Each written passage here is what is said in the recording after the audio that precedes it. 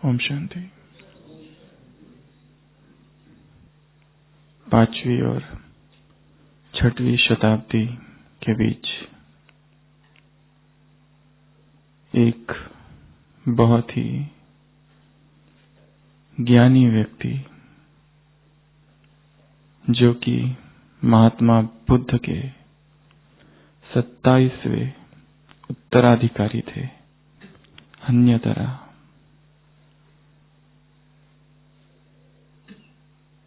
जैसी चेतना की अवस्था बुद्ध की थी, वैसी ही अवस्था उनकी भी थी।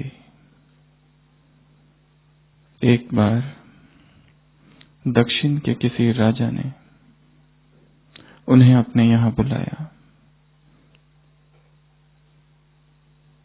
वो राजा कुछ अनुभव करना चाहता था और वो चाहता था कि बुद्ध के जो सूत्र है वो मैं उन्हीं के उत्तराधिकारी के मुख से सुनूं।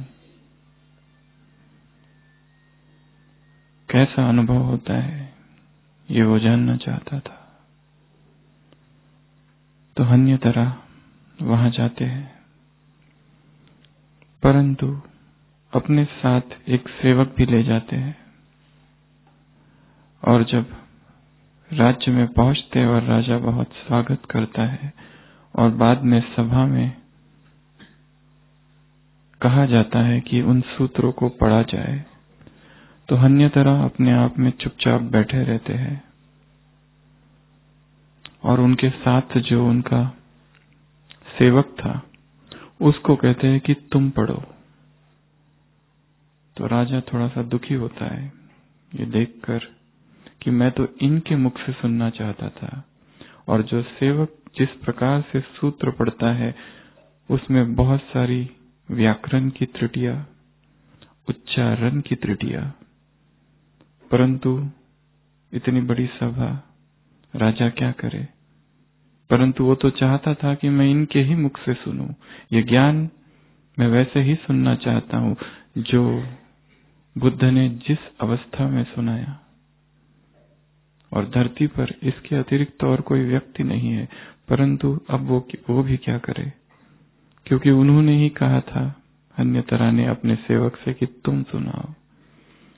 तो लंबा समय तक वो चला। बुद्ध के उत्तराधिकारी जो थे वो चुपचाप बैठे रहे मौन में। और जब वो प्रवचन पूरा हुआ सेवक का, तो राजा उसके पास गए अन्य तरह के और कहने लगे, कृपया मुझे बताएं क्या कारण है, आपने सूत्र क्यों नहीं पढ़े। तो राजा कहता है वो अन्य तरह कहते हैं मैंने ही तो पढ़े। सूत्र का सार था संपूर्ण जागरण, संपूर्ण होश, कंप्लीट अवेयरनेस, और मैं उसी अवस्था में स्थित था। मेरा न बोलना ही मेरा बोलना था, क्योंकि मैं इतने दूर से आया हूं तो मुझे लगा क्यों ना तुम्हें वो दिया जाए जो कि असली चीज है। तो राजा मौन हो जाता है। कहानी और आगे से थोड़ी है कि राजा कहता है कि मैं चाहता हूं कि मेरे 3 बेटे हैं छोटे, आप उनको आशीर्वाद दो। और वो अपने 3 बेटों को बुलाता है और राजा अन्य तरह को एक अत्यंत बहुमूल्य हीरा देता है सौगात, गिफ्ट के रूप में। 3 बेटे होते हैं। पहला बेटा सामने आता है जिसकी उम्र 15 साल की थी। तो अन्य तरह उसे आशीर्वाद देने के बजाय पूछता है ये क्या है, हीरे को दिखाते हुए कहता है।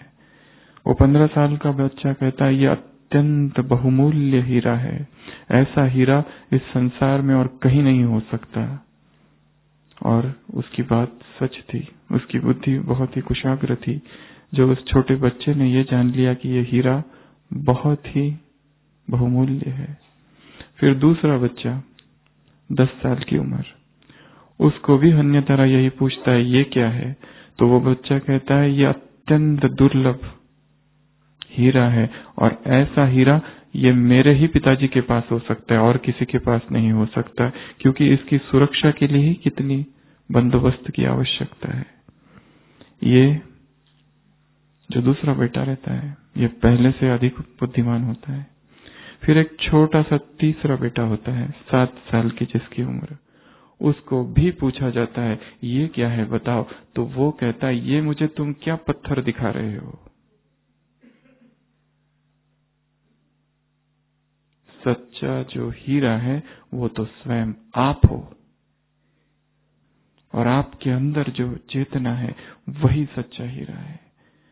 अन्यतरा कहता है राजा से, राजन मैं तुम्हारे बुलाने पर यहाँ नहीं आया था, मैं इसकी खोज में आया था, मैं इसी बच्चे की खोज में आया था, और यही बच्चा है जो कि बुद्ध का 28वां उत्तराधिकारी बनेगा। आगे चलकर यही बच्चा जिसका पहले नाम बोधितरा था, बाद में यही बोधि धर्मा बना। भारत से पहली बार 5वीं और 6वीं शताब्दी में बुद्ध धर्म को चीन पहुंचाने वाला जैन बुद्धिज्म का पैट्रियार्क, पहला व्यक्ति जिसने भारत से बुद्ध धर्म को चीन में पहुंचाया, वो था बोधि धर्मा। और वो अन्यतरा 27वां उत्तराधिकारी कहता है कि मैं इसी की तलाश में आया था, क्योंकि पूर्व जन्म में मैंने इससे कहा था कि मैं तेरी परीक्षा लूंगा और तेरे सामने एक हीरा रखूंगा, अगर तू पहचान ले कि हीरा वो नहीं मैं हूं, तो मैं समझ जाऊंगा कि तुम ही हो जो कि महात्मा बुद्ध के 28वें उत्तराधिकारी बनोगे। छोटा सा बच्चा क्या कहता है, ये हीरा है ही नहीं, ये क्या है, पत्थर है। हीरा कौन है, तुम हो। आज सुबह की अव्यक्त वाणी। बाबा ने हमें 3 सौगात दी है, एक युग, दूसरा मिलन, तीसरा जीवन, और ये भी बताया है कि तुम कौन हो। तुम कौन हो, हीरा। क्या सौगात दी है, सबसे पहली सौगात तो इस युग की सौगात है, हीरे समान संगम युग की सौगात। दूसरा, यह ब्राह्मण जीवन, कैसा जीवन है, हीरे समान जीवन है, अमूल्य जीवन है। और तीसरी सौगात, मिलन मेला।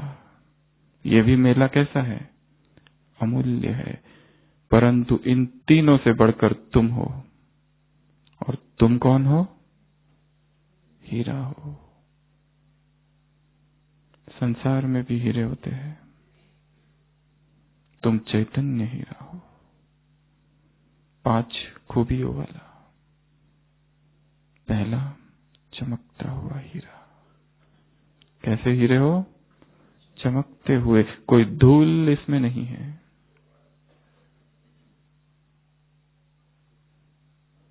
दूसरा, बेदाग, कोई दाग इसमें लगा नहीं है। तीसरा,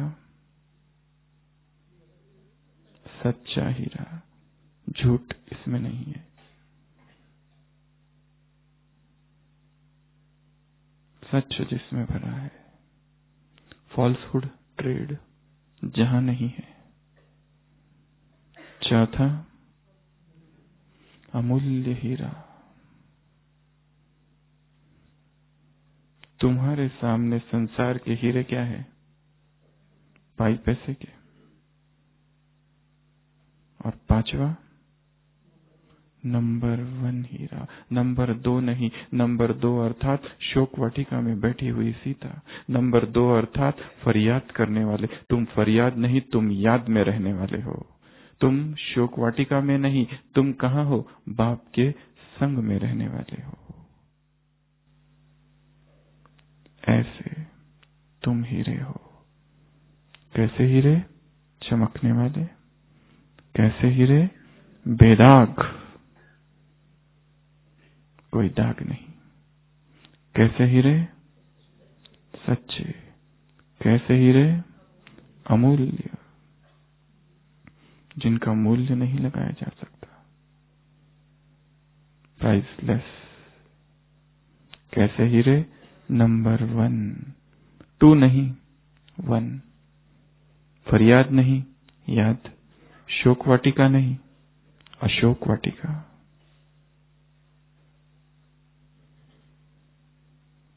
व्यर्थ संग में नहीं, कुसंग में नहीं, संपूर्णता के संग में रंगी हुई आत्माओं को। किस रंग में रंगी हुई? संपूर्णता के रंग में रंगी हुई आत्माएं हो। तो ये हीरा अगर इतना चमकीला है तो कौन सी धूल, कौन से दाग इसको लग जाती है? कौन सी? तुम्हारी कहानी प्रसिद्ध है। कौन सी? गीता या रामायण? क्यों, गीता हमारी कहानी नहीं है? गीता अर्थात स्वचिंतन, गीता अर्थात स्वदर्शन, गीता अर्थात नष्टो मोहा स्मृतिर्लब्धा।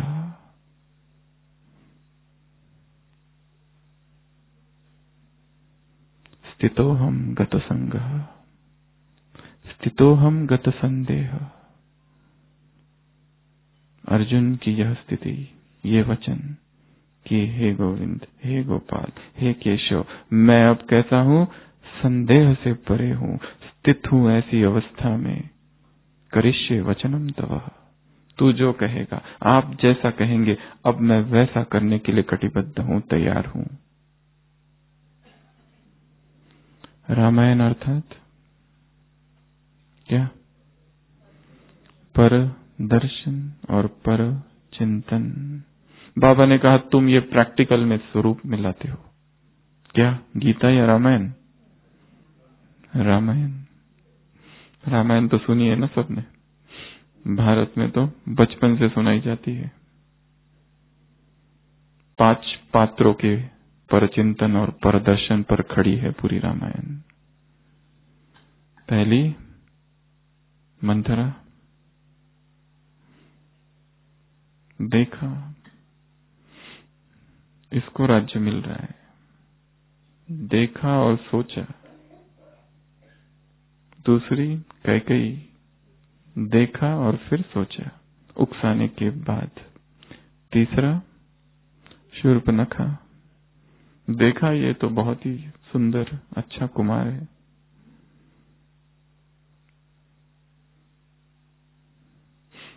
कुमार क्या करेंगे अगर शूर्पणखा देखे तो? कुमार बैठे हैं यहाँ, तलवार है ना या धनुष बाण, क्या है?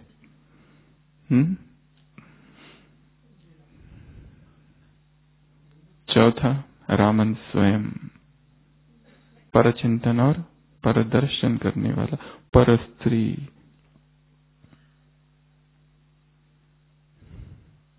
और पांचवा कौन बताएगा? कौन है पांचवा पात्र रामायण का परचिंतन और परदर्शन करने वाला? धोबी, प्रजा। तर्क बहुत सुंदर थे। राम छद्म वेश धारण कर जब राज्य में जाता है इनकॉग्निटो, क्या सुनता है लोगों की बातें, क्या क्या कहते रहते हैं। अगर ये हो गया, ये राम की निजी कमजोरी है, उसका सीता में मोह है, नहीं तो क्यों उसने रखा है अपने पास। ऐसी ऐसी बातें सुनता है कि हृदय विदीर्ण हो जाता है। लोग कहते हैं बहुत मोह है उसका। लोगों की बातें, संसार के लोगों की बातें, कोई लोग समझाते भी है कि उसने तो अग्नि परीक्षा दे दी है, परंतु हमने थोड़ी ना देखी बंदरों और भालुओं के सामने दी हुई अग्नि परीक्षा का क्या महत्व। ये संसार है। तो दूसरा व्यक्ति पूछता है क्या वो सीता हर गांव-गांव में जाके परीक्षा दे? एक तीसरा व्यक्ति कहता है उसे अयोध्या की रानी बनना है तो देना पड़ेगा। ये संसार है। तो सारी रामायण किस पर खड़ी है? पर खड़ी है। पर निंदा, पर ग्लानि, पर दोष, पर संग, पर अध्ययन, पर अवलोकन, पर स्थिति, पर देश, पर चिंतन और पर दर्शन। दोनों ही क्या है? पतन की जड़। कई बार स्लोगन में आता है। बाबा ने कहा बीज को खत्म करो। क्या कर दो? ये जो बीज है इसको ही खत्म कर दो। बच्चे क्या कहते हैं बाबा से? कौन सी दलीलें है बच्चों की कि करते नहीं है हो जाता है, चाहते नहीं है हो जाता है। सफेदी कर लगाते हैं, व्हाइट वॉश।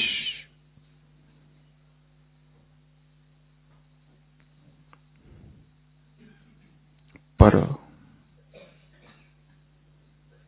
विदेश में, फ्रांस में एक बहुत बड़ा दार्शनिक जीन पॉल सार्त्र, अस्तित्ववाद का जिसने सिद्धांत रखा था, एग्जिस्टेंशियलिज्म, उसने एक नाटक में लिखा है और वो एक बहुत ही प्रसिद्ध वाक्य है उसका, जिस पर आज तक बहुत सारी डिबेट्स और बहुत सारे साइकोलॉजी के स्टूडेंट्स जिसको स्टडी करते हैं।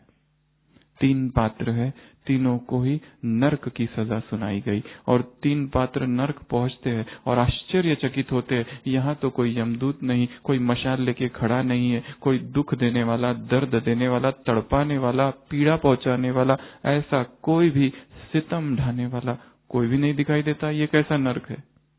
और वो कहते हैं तीनों में से एक कि जो हमने बातें सुनी थी नरक के बारे में सब झूठी थी, ऐसा तो यहाँ कुछ है ही नहीं।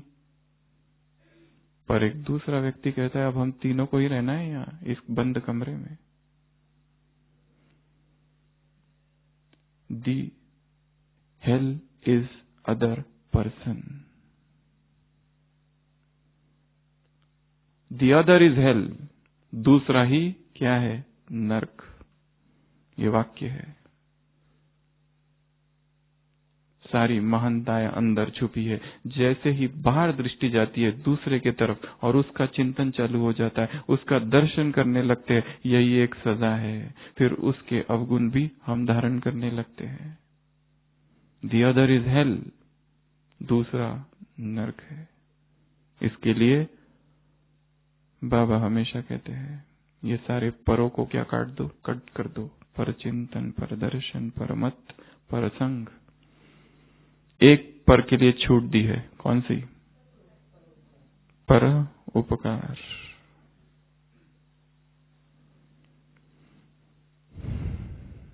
तो क्या करना है? गीता का स्वरूप बनना है। रामायण को प्रैक्टिकल में अपने जीवन में नहीं लानी है। पहले से है।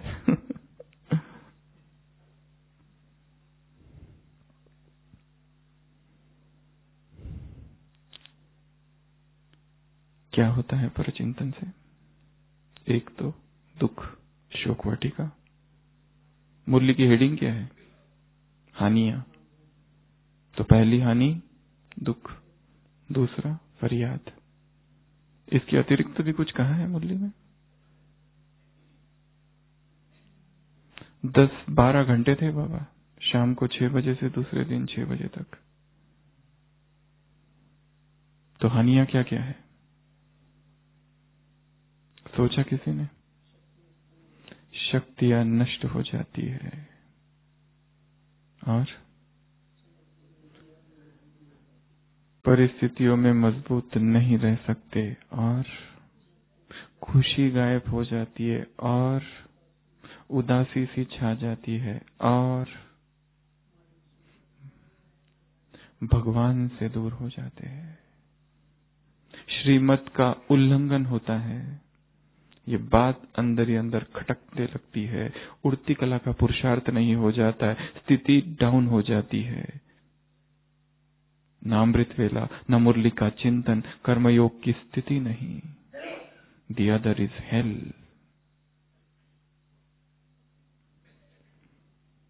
किसी राज्य में एक ब्राह्मण आया और देखा कि राजा ने बहुत बड़े भोज का आयोजन किया हुआ है, और वो भोजन करने वहां गया।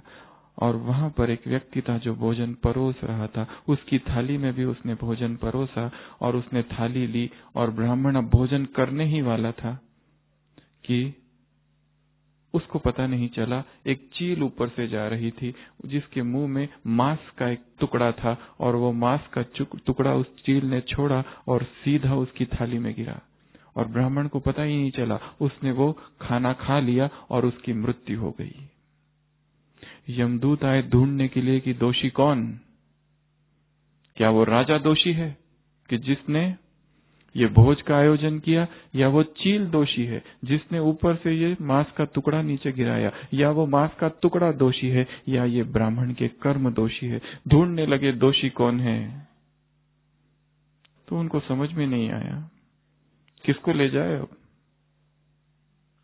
इसकी मृत्यु के कारण के रूप में।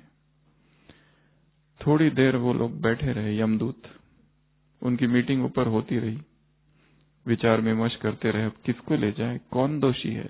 तो देखा, हाँ ये है। एक बुढ़िया वहां बैठी थी, और एक दूसरा ब्राह्मण आता है उस गांव में। वो ब्राह्मण पूछता है, यहाँ का राजा कैसा है, क्या वहां भोजन के लिए कुछ मिलेगा? तो वो बुढ़िया कहती है, राजा तो बहुत अच्छा है, पर एक बात याद रखना, हमने सुना है कि ये राजा ब्राह्मणों को मारता है। यमदूत कहते हैं, बस ये है, इसको ले जाओ।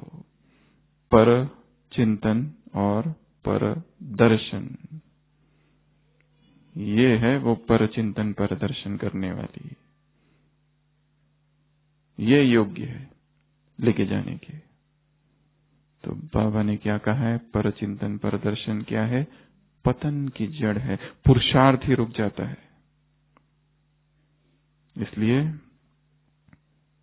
स्वचिंतन, स्वदर्शन, बीज को खत्म कर दो, बीज को नष्ट कर दो। सभी इस पर और चिंतन कर सकते हैं कि मेरे जीवन में पर चिंतन जब जब मैंने किया और पर दर्शन जब जब किया, तब तब स्थिति का क्या हाल हुआ। एक तो ये बात। दूसरी, बाबा ने कहा है, तुम सारे जो हीरे हो, यहाँ किस लिए आए हो? अनुभव करने के लिए आए हो। किसके द्वारा अनुभव करने के लिए? इस भूमि के द्वारा, बाप द्वारा और परिवार के द्वारा। यहाँ तुम्हारी क्या हो रही है? पॉलिश। तुम हीरे हो और वो भी हीरे। उस हीरे में और इस हीरे में क्या अंतर है, या क्या समानता है? वो जो हीरे होते बहुत हार्ड होते हैं, वेरी हार्ड।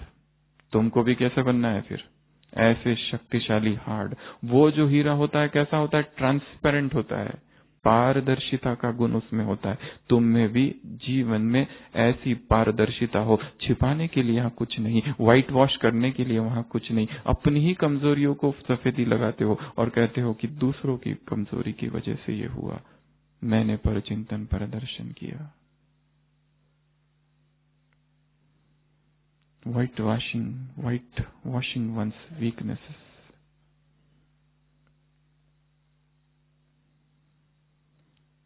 वो हीरा, उसका मेल्टिंग पॉइंट और बॉइलिंग पॉइंट बहुत ज्यादा रहता है। वो हीरा फ्लोरेसेंस रहता है, रंग बिरंगी किरणें उसमें से निकलती है।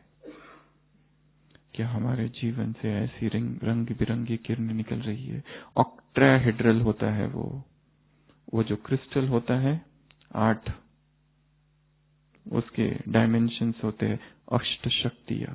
इधर वो जो हीरा होता है, मॉलिक्यूलर बॉन्डिंग का गुण उसमें होता है क्या ऐसी स्पिरिचुअल बॉन्डिंग हमें नजर आती है इस परिवार के अंदर रहते हुए? उसमें थर्मल बहुत सुंदर कंडक्टर होता है वो। क्या ऐसे स्पिरिचुअल कंडक्टर हम बने हैं? वो इरोड नहीं होता है। इरोड होना अर्थात एसिड में डाल दो या बेस में डाल दो, खरूचता नहीं है वो, कोरोजन उसका नहीं होता है। ये सारे उधर का जो हीरा है संसार के, उसके गुण हैं। वैसे ही वो बहुत कीमती होता है, बहुमूल्य होता है, और विशिष्ट व्यक्तियों के पास ही होता है। जो अमीर लोग होते हैं उन्हीं के पास होता है, सबके पास हीरा नहीं होता है। क्या हमारा जीवन हीरे तुल्य, अर्थात हीरे में जो सारे गुण हैं वो सारे गुण हमारे जीवन में आए हैं? 700 डिग्री तक मेल्ट नहीं होता है, हार्ड होता है बहुत।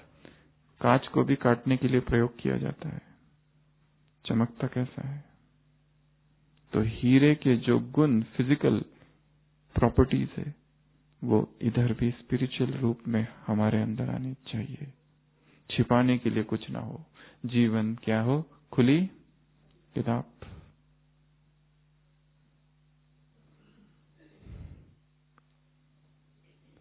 Spiritual polish. कौन सी पॉलिश? Spiritual polish. इसकी हम आज चर्चा करेंगे। ऐसे 10 स्पिरिचुअल पॉलिश आज की मुरली में बाबा ने सुनाए। विशेष प्रेम भी है बाप दादा का, जैसे बाप है वैसे तुम बन जाओ। जो बाप की महिमा वो तुम्हारी महिमा, सब बन सकते हैं, मार्जिन अभी है। इसके लिए बाबा हमको क्या कर रहे? पॉलिश कर रहे हैं। तो सारी मुरली हम इस आधार से इसकी चर्चा करेंगे। ऐसे ही वो कौन कौन सी पॉलिश होनी चाहिए, यह हमें खुद भी करनी है, बाबा तो करता ही है, ताकि इस हीरे को कोई दाग न लगे, कोई धूल ना इस पर बैठ जाए। हीरा निरंतर दमकता रहे, चमकता रहे। सबसे पहली पॉलिश, पार्टियों से मुलाकात। पार्टी नंबर 1, सर्व संबंध एक से, ये पॉलिश लगानी है। कौन सी पॉलिश? सर्व संबंध एक से निभाने की पॉलिश।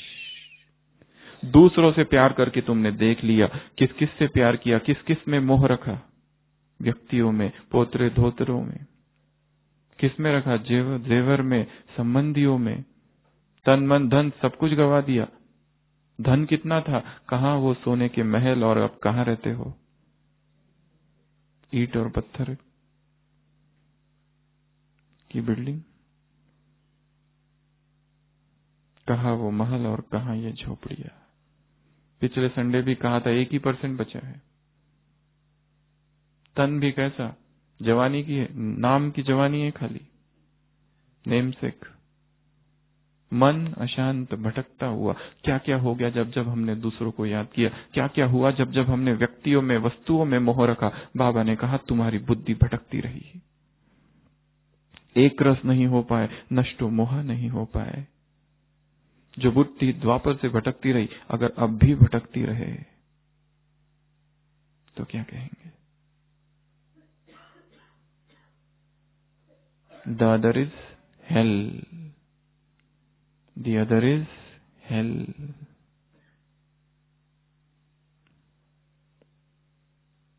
तो पहली पॉलिश कौन सी लगानी है? सर्व संबंध एक से। तब स्थिति एक रस रहेगी, तब मन का भटकना, बुद्धि का भटकना बंद होगा, तब नष्टो मोह स्मृति लब्धा की स्थिति होगी। जब जब व्यक्तियों को याद किया है तो स्थिति नीचे गई है। जब जब व्यक्तियों को मित्र बनाया, साथी बनाया, आधार बनाया, अवलंबन, पर अवलंबन, परतंत्र की स्थिति आ गई है। इसके लिए सबसे पहला पॉलिश कौन सा? सर्व संबंध एक से यही गीत गाते रहो। कौन सा? एक ही बाप, दूसरा न कोई। बाबा ने आगे मुरली में कहा है, यही निरंतर की तपस्या है। टीचर से मुलाकात, क्या है ये? यही निरंतर की तपस्या है। कितनी सुंदर परिभाषा है तपस्या की। कौन सी? एक ही, सब कुछ एक, एक वही। दूसरा पॉलिश, दूसरों को बदलने का पॉलिश। तुम सोचते हो दूसरे बदल जाए, तुम सोचते हो दूसरों की बीमारी ठीक हो जाए, परंतु तुम्हारे सोचने से या तुम्हारे कहने से कुछ होने वाला है? चिंता चिंतन करने से कुछ होने वाला है? ये युक्ति बताई है बाबा ने यहाँ पर 7, जिससे तुम दूसरे को बदल सकते हो। माताएं विशेष, पिछले संडे भी कहा था, पति ज्ञान में नहीं, बच्चे ज्ञान में नहीं, परिवार साथी नहीं, धंधे में कुछ कुछ है, क्या किया जाए? 7 विधि बाबा ने यहाँ बताई है। दूसरी पॉलिश है दूसरों को बदलने की पॉलिश। सबसे पहले खुद हल्के रहो और उड़ने का अनुभव करो। काम दूसरों पर नहीं, द अदर इज हेल। कहाँ काम करना है? स्वयं पर। दूसरों का कल्याण चाहते हो तो क्या करो? स्वयं हल्के रहो और उड़ते रहो, पहला। दूसरा, बर्तन को खाली। क्यों नहीं होता, ऐसे क्यों, वैसे क्यों, होता क्यों नहीं, कब होगा, कब ज्ञान में आएंगे, ये सब से बुद्धि को नहीं भरो। क्या, क्यों, कैसे, कब, कहाँ, खाली कर दो। हर एक के भक्ति का हिसाब किताब जब तक है तब तक वो नहीं आएगा। इसके लिए क्या कर दो? बुद्धि का बर्तन खाली। ये सारी चीजें वहां ना हो, खाली कर दो इसको। तीसरा, स्वयं शक्ति स्वरूप। काम दूसरों पर नहीं करना है, जिसको ज्ञान में लाना है। काम कहाँ करना है? स्वयं शक्ति स्वरूप। चौथा, सर्वशक्तिवान साथी। पांचवा, शुभ भावना।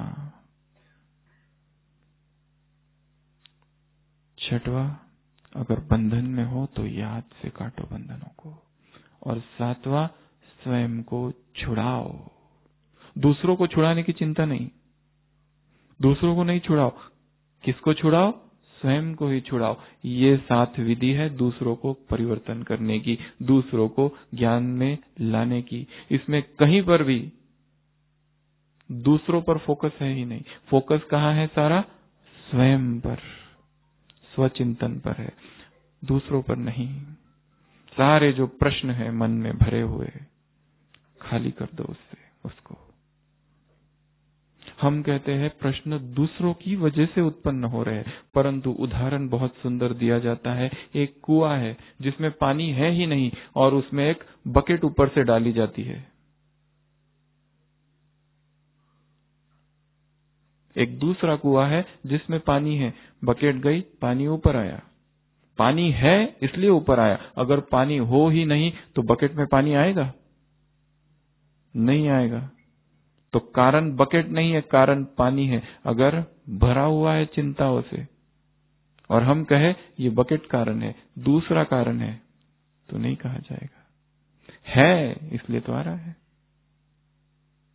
किसी और की वजह से नहीं है। किसी और की वजह से क्रोध नहीं आ रहा है कहीं ना कहीं छिपा हुआ। तभी तो परिस्थितियां तो निमित्त बन रही है, व्यक्ति निमित्त बन रहे हैं, परंतु वो उसको बाहर ला रहे हैं। अगर अंदर ही ना हो तो बाहर कैसे आएगा? अगर बाहर आ रहा है, कोई विशिष्ट परिस्थिति में भी आ रहा है, इसका मतलब पानी है। खाली हो जाओ। तो दूसरा पॉलिश कौन सा लगाना है? दूसरों को परिवर्तन करने का पॉलिश। कौन सा? सब अंदर ही है काम तो।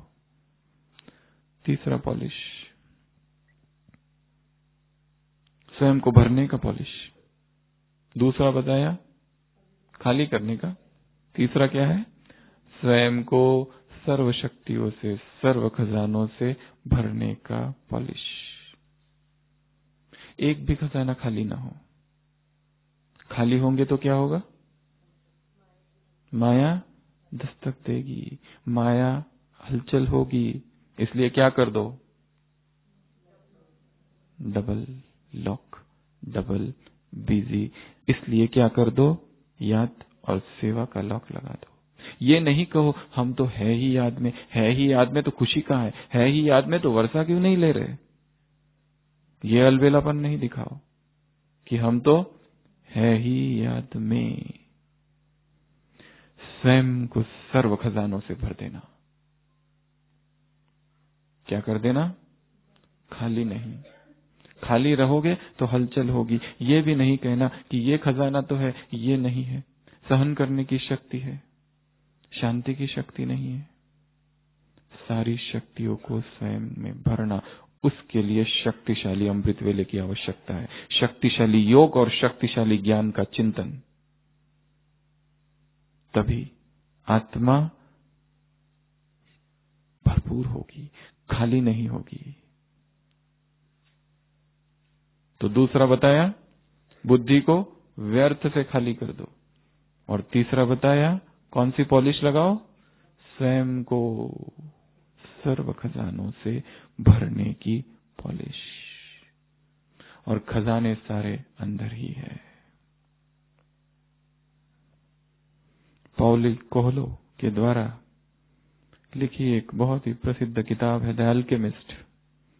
उसका जो नायक है सैंटियागो, उसको स्वप्न में आता है कि बहुत दूर इजिप्ट के पिरामिड के नीचे खजाना गड़ा हुआ है और निकलता है एक लंबी यात्रा पर। दिखाया है कैसे कैसे वो लोगों से मिलता है, कभी राजा से, कभी किससे, तो कभी किससे और कभी किससे। बहुत लंबे समय के बाद वहां तक वो पहुंचता है, पर वहां पर खजाना जो भी उसे मिलता है डाकू सारा लूट ले जाते हैं। और उसमें का एक डाकू उसको बताता है, अरे तुम जो खजाना लेने आए हो वो तो वही है जहां तुम्हारा घर है, उन खंडरों में। वो वहां है, यहां नहीं है। वो तो वही है, उस चर्च रूपी जो खंडर है वहीं गड़ा हुआ है। वो कहानी वहां पूरी होती है कि जिस खजाने को तुम ढूंढ रहे हो वो बाहर नहीं है कहीं। कहाँ है? अंदर ही है। हम बाहर ढूंढ रहे हैं, बाहर नहीं है वो।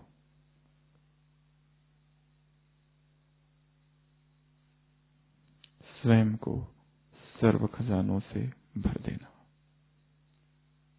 तीसरा।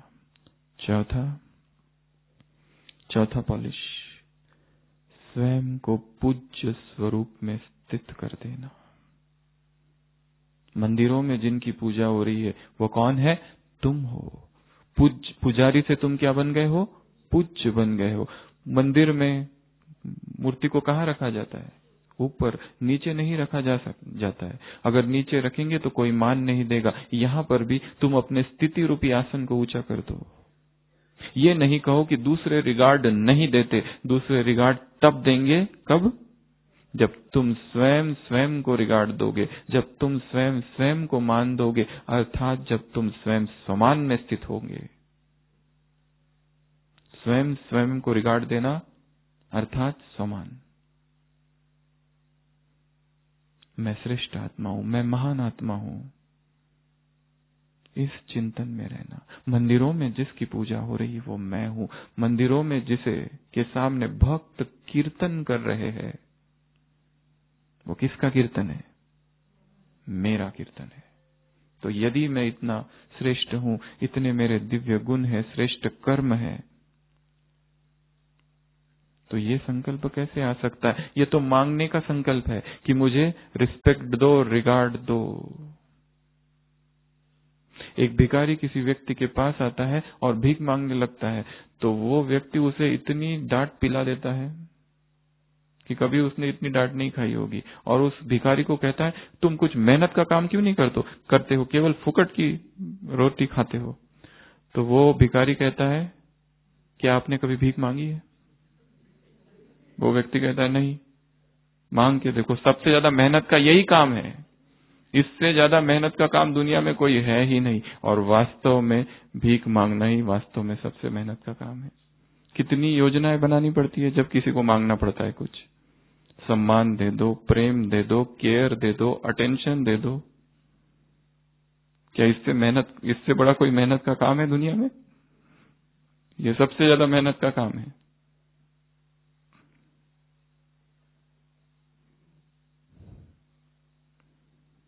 मांगना बंद करो।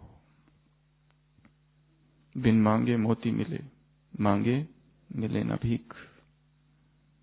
सब मिल जाएगा। स्वयं स्वयं को रिगार्ड दो, स्वयं स्वयं को सम्मान दो, स्वयं स्वयं को सम्मान में स्थित करो। मैं पूज्य आत्मा हूँ, मैं श्रेष्ठ आत्मा हूँ, मैं महान आत्मा हूँ। मैं वही हूँ जिसका मंदिरों में कीर्तन, अर्चन, पूजन, गायन हो रहा है।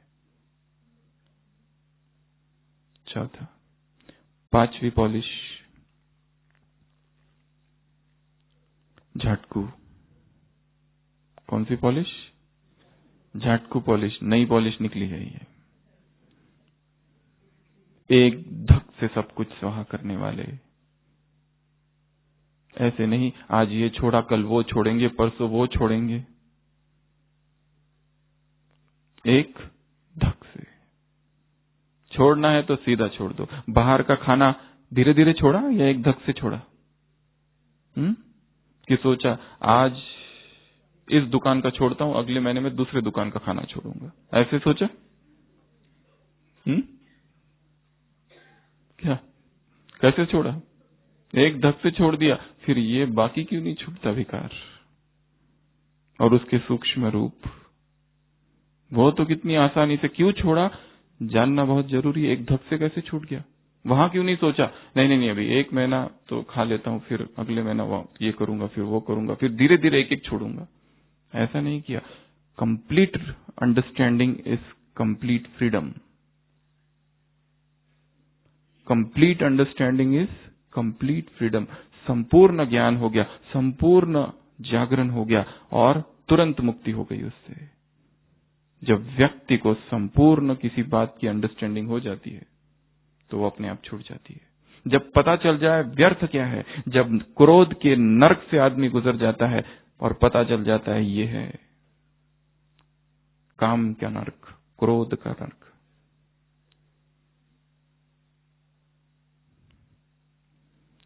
नहीं छूट रहा है अर्थात अंडरस्टैंडिंग अभी हुई नहीं है। संपूर्ण समझ अर्थात संपूर्ण मुक्ति।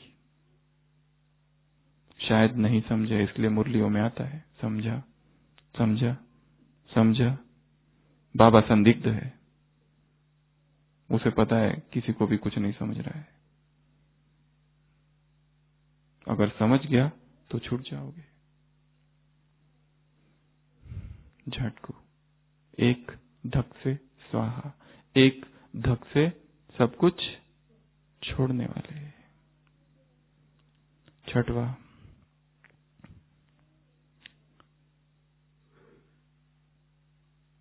मनसा शांति दूत। छठवा, शांति कुंड। बाहर चारों तरफ हलचल है, लोगों को क्या अनुभव हो, यहां शांति मिल सकती है। बहन जी शांति दो, भाई जी शांति दो। शांति की शक्ति की कमाल दिखाओ, शांत स्वरूप में स्थित हो जाओ। वो जो संसार में शांति कुंड रचते हैं यज्ञ, वहां पर लोग आकर्षित हो जाते हैं, तो क्या यहां नहीं होंगे? क्या इतनी शांति की शक्ति हमने अंदर भरी है? इस शक्ति की, इस साइलेंस पावर की पॉलिश आत्मा को लगानी है। इससे पॉलिश करनी है तो ये डायमंड चमकेगा। शांति कुंड। सातवां, तपस्या और त्याग। तपस्वी मूर्त, सेवाधारी अर्थात ही त्यागी, सेवाधारी अर्थात ही तपस्वी, सेवाधारी अर्थात टीचर अर्थात ही सेवाधारी। जैसे परवाने आते हैं लाइट को देखकर, वैसे तपस्या भी ज्योति है।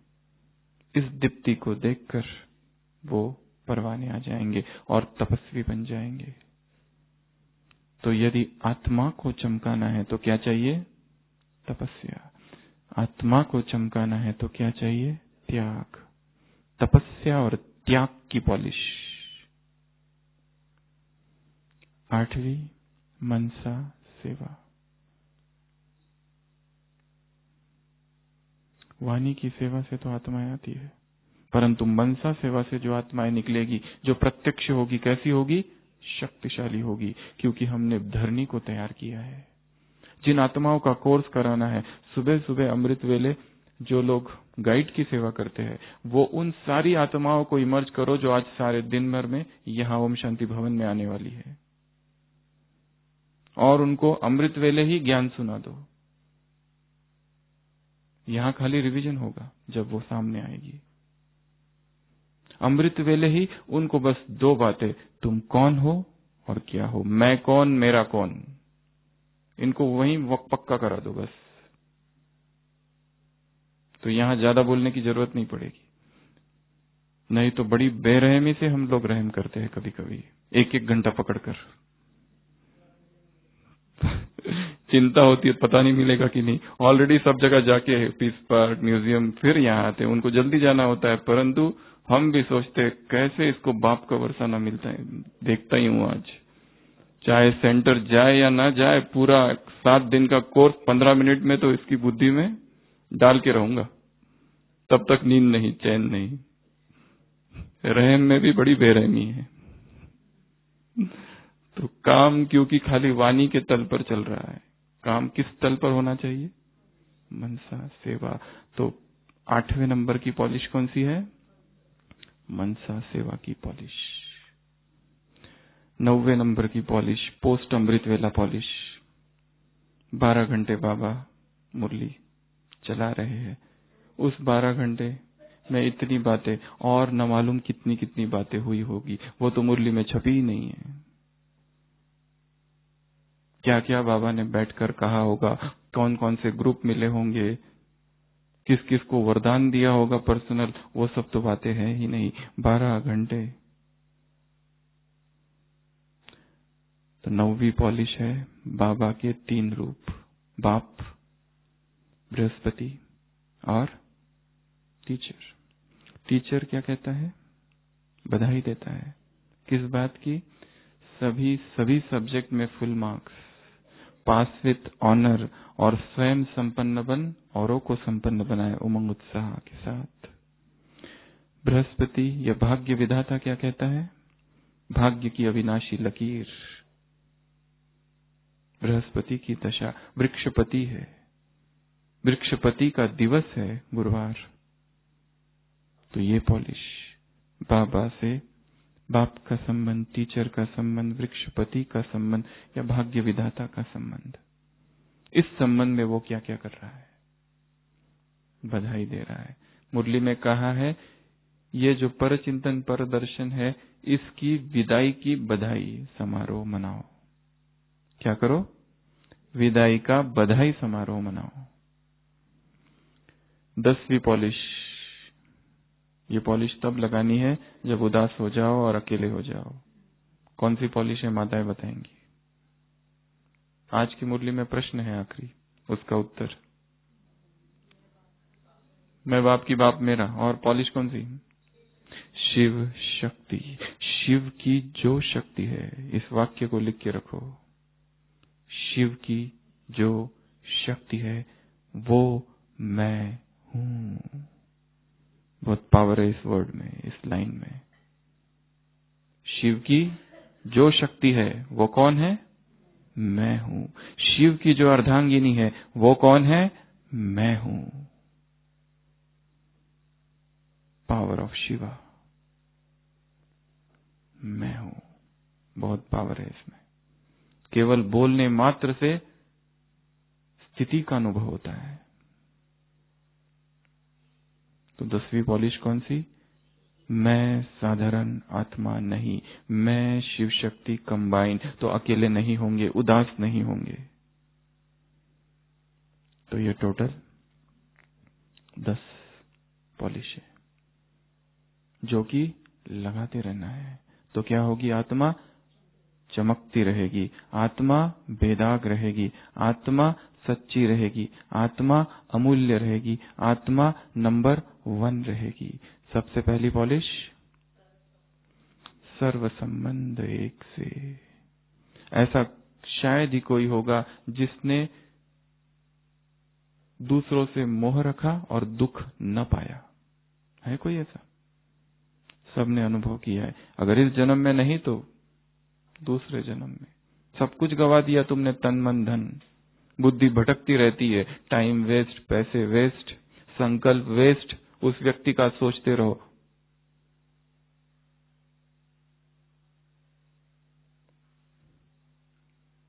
उसमें भी परचिंतन समाया है। परचिंतन उस रोमिंग के जैसा है, इनकमिंग और गोइंग दोनों के चार्जेस लगते हैं वहां।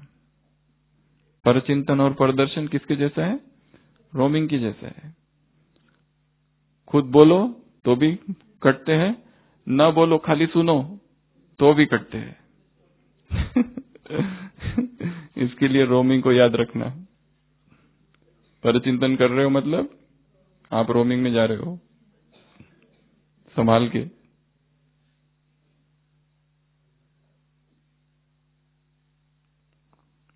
दूसरी पॉलिश, स्वयं दूसरों को परिवर्तन करने की विधि क्या है? उनके ऊपर काम करना ही नहीं है। 7 विधि। पहली, स्वयं उड़ती कला का अनुभव और हल्का। दूसरी विधि, बर्तन को खाली कर देना। तीसरी विधि, स्वयं शक्ति स्वरूप। चौथी विधि, सर्वशक्तिवान 7। पांचवी विधि, शुभ भावना। उनके प्रति शुभ भावना कभी ना कभी तो आएंगी, जाएंगी कहाँ? परंतु धैर्य, धीरज। उनको भी अपना टाइम है, उसी टाइम पर आएगी वो, हमारे कहने या से नहीं आएगी। छठवीं विधि, याद। याद से बंधनों को काटो। सातवीं विधि, छोड़ दो, पकड़ के तुमने रखा है, छोड़ो, उनको भी छोड़ो और खुद भी छूटो। छोड़ो तब वो भागेंगे ना, तुमने तो पकड़ के रखा है। शायद तुम ही बाधा हो उनके ज्ञान में आने में। ये जो तुम रोक रहे हो, जो उनको बताते हो कि ज्ञान में आओ, इधर चलो, वहां चलो, सेंटर चलो, मधुबन चलो, शायद तुम ही एकमात्र बाधा है। हट जाओ उनके रास्ते से। तुम्हारा मोह ही बाधा है। जब तुम्हारा मोह नष्ट होगा तब वो ज्ञान में आएगी। तीसरी पॉलिश, स्वयं को भर दो। किससे भरेंगे? खजाने से। ये मत कहो कि हम तो है ही, दरवाजा बंद कर दो, स्वयं को डबल बिजी कर दो तो माया आ ना पाए और खजाने खाली ना कर दे। चौथी विधि, चौथी पॉलिश, पूज्य स्वरूप को याद करो। जिन जिन की पूजा हो रही है मंदिरों में वो मैं हूं। छठवीं विधि, तपस्या। पांचवी विधि, झटकू। एक धक से सब कुछ छोड़ने वाला, धीरे धीरे नहीं। संकल्प कर दिया और छूट गया, फिर पूछे मुड़ के देखना नहीं। महान आत्माएं एक ही बार प्रतिज्ञा करती है, बार बार नहीं। कई पेशेंट्स आते हैं, उनको कहते हैं कि स्मोकिंग छोड़ दो, कहते हैं बहुत बार छोड़ा है, बहुत आसान है। दारू छोड़ना बहुत आसान है, इतनी बार मैंने किया है। महान आत्माएं एक ही बार प्रतिज्ञा करती है बस। परंतु ऐसी प्रतिज्ञा कैसी? रघुकुल रीति सदा चली आई, प्राण जाए पर वचन न जाए, ऐसी प्रतिज्ञा। अगला, शांति कुंड। क्रोध होगा तो बकेट में आएगा, दोष बकेट का नहीं है, पानी है उसमें। अगला, तपस्या। तपस्वी मूर्त, त्याग और तपस्या से स्वयं को भरना है। ये संगम युग तपस्या के लिए है, भोग और विलास के लिए नहीं, व्यर्थ के लिए नहीं, व्यर्थ दर्शन करने के लिए नहीं। अपने जीवन को, आत्मा को तपाना है, तप से, वैराग से। अगला, अगला, मनसा सेवा रोज करनी है, सुबह शाम। अगला, बाबा के 3 रूप, टीचर, भाग्य विधाता या बृहस्पति, और शिक्षक। और भाग्य विधाता, बृहस्पति, वृक्षपति। अगला लास्ट, शक्ति स्वरूप। तो अभी ट्रैफिक कंट्रोल होगा, उसमें ये जो 10 बातें बताई है, मन ही मन उसको रिवाइज करेंगे और उसके स्वरूप में टिकने का अभ्यास करेंगे। साल पूरा हो रहा है, नया वर्ष आने वाला है। अगले 7 दिन स्वयं को शक्तिशाली स्थिति में स्थित करेंगे ताकि साल का जो पहला दिन होगा वो ऐसा शक्तिशाली हो जाए, और जब बाबा के सामने हम बैठेंगे 31 तारीख को, तब हमारी स्थिति इतनी शक्तिशाली हो जाए कि बाबा हमारी झोली वरदानों से भर दे। ऐसे उड़ती कला के पुरुषार्थी आत्माओं को, ऐसे व्यर्थ के सर्वसंग से दूर रहने वाली आत्माओं को, ऐसे विशेष आत्माओं को, ऐसे प्राप्ति स्वरूप आत्माओं को, ऐसे संपूर्णता के रंग में रंगने वाली आत्माओं को, ऐसे समय से पहले संपन्न, स्वयं को संपन्न बनाने वाली आत्माओं को बाप दादा का याद प्यार, गुड नाइट और नमस्ते। हम रूहानी बच्चों की रूहानी बाप दादा को याद प्यार, गुड नाइट और नमस्ते। ओम शांति।